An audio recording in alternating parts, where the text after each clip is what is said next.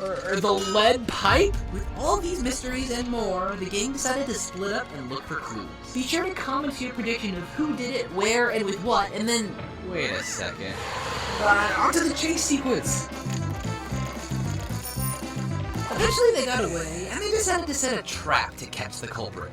A mouse trap. After catching a live mouse in my studio last month, this was just the board game I needed. I don't know if I've ever played the actual game that comes with this thing, but the Rube Goldberg machine is always so satisfying to get working. Attempting to recreate the entire contraption in LEGO was challenging, but after dozens and dozens of failed attempts,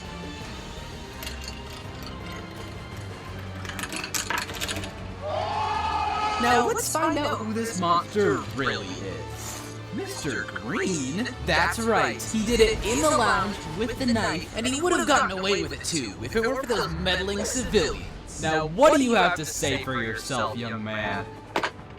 You know, that's not the worst apology I've seen on YouTube. But I would be the sorry one if I didn't at least try to recreate this game with LEGO. I was really proud of this clean-looking lettering in the center, and my design for the pawns that only uses 3 pieces. Except when they tried to play, the robot destroyed them. I asked my followers on Instagram for ideas of games to build, and some of you suggested Candyland, a game that takes place in this amazing, sugary world full of magic and diabetes with a colorful cast of characters like Lord Licorice or Grandma Nut. And there's a candy castle in the back that's literally made out of those edible Lego candy bricks. I did not have enough room for Gloppy, unfortunately. But he's just over here living his best life. You gotta love Glop. Anyways, we've also got Connect 4. Kind of an underrated classic in my opinion. To make it myself, I combined a bunch of longer bricks, plates, and tiles together into this lattice structure with legs attached that you can slide these discs into to try and connect 4, if you can believe it. Since the robot one, these axle pieces slide out so you can reset the game, just like the real thing. For checkers, you can literally just reuse the chessboard that Bella so desperately wishes she would have stuck with instead of following the crowd. But Mancala is another super easy one. Just gotta fill it up with all these little bitty gem pieces, and there's not even a traumatic backstory associated with it. Some people call this next game Chutes and Ladders, and others say Snakes and Ladders. So to clear up any confusion, we're just gonna send all the snakes down some slides and start shooting at them. There we go. Basically identical to the original concept. Oh, look at this 360 no snake. I couldn't figure out how to recreate the electric jolt functionality from Operation, so I just drew this minifigure with holes in it that we can use as a reskin for the game instead. And now we can surgically remove all these random Lego pieces from inside of Emmett, like his brain freeze, Adam's apple, Funny Bone, and...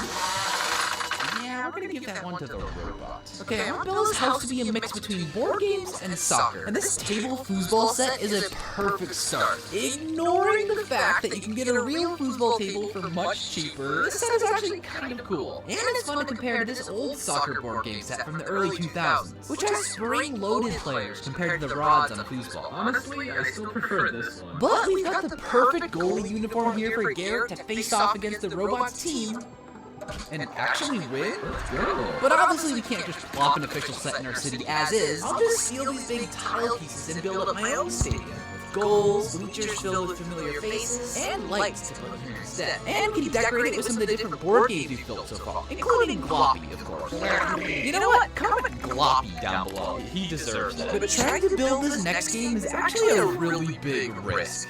I don't know if we can do it, guys. I took 2 blue base plates with a border around them, then got some pieces and started sketching out this really jiggy world map based on the original. With this little map legend in the corner showing all the territories that can be occupied by infantry, cavalry, and artillery units. My brother always puts 100% of his troops on Iceland because it's the smallest area in the game. He's never actually won using this strategy, but it takes forever to inevitably knock him out. So while they're doing that, I want to make some stereotypical board game accessories, like this sand timer and dice. In 2010, LEGO tried making their own board games that you could build yourself, and some of these are really nostalgic. But they all came with a sort of rubbery dice block that you can customize however you like. Or you can just use sideways building techniques to make a die like this, whichever you prefer. But I realized these tiles are also perfect to make super simple dominoes as well.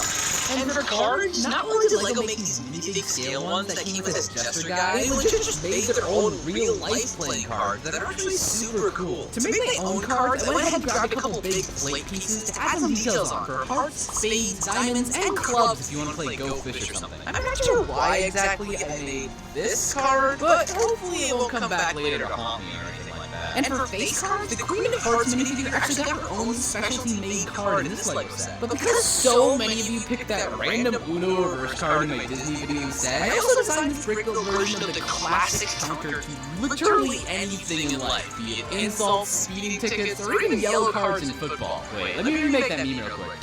Fantastic. I'm literally gonna add this onto the stadium. And as we all expected, it turns out putting all your eggs in the basket that is Iceland actually works sometimes. Who would have guessed? But for Guess Who, there's actually already an official set for it. And to remake all the people from the game, I had to build 2 identical copies of each minifigure here. Now they can each choose a person and try to guess who the other side picked. Does your person have a beard? Yes.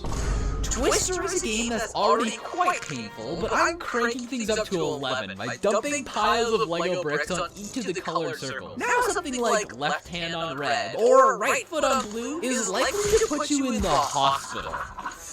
But it looks like the civilians made a comeback, and we actually have a tie. So finally, the game you've all been waiting for, Monopoly, will be the deciding point. Or actually, I'm calling it Legopoly. Legopoly? Legopoly is a leg theme. Anyways, I used a ton of different colored tile pieces to recreate all the different properties around the board. And then minifigure roller skates actually worked perfect for tiny little railroads. I used various silver pieces to represent the players and painted this mustache white for the Monopoly man himself. Now, with everything finished, it all comes down to this. Everyone collected $200 for passing Go as they set out buying properties and building greenhouses and red hotels on them. As Bella reflected on all the adventures they've had, she realized her love of board games was never something she needed to grow out of. She used her strategic expertise to help give the civilians a leg up on the competition. And then the robot landed on the space that sent him straight to jail. Ladies and gentlemen, we won! And our city is saved.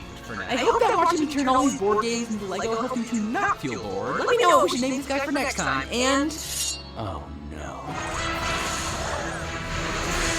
Yeah, that's not good. Pag nakikita ko ang mga ngiti nila, yan ang best part ng araw ko. Pero ngayon, may nawawalaking na naman.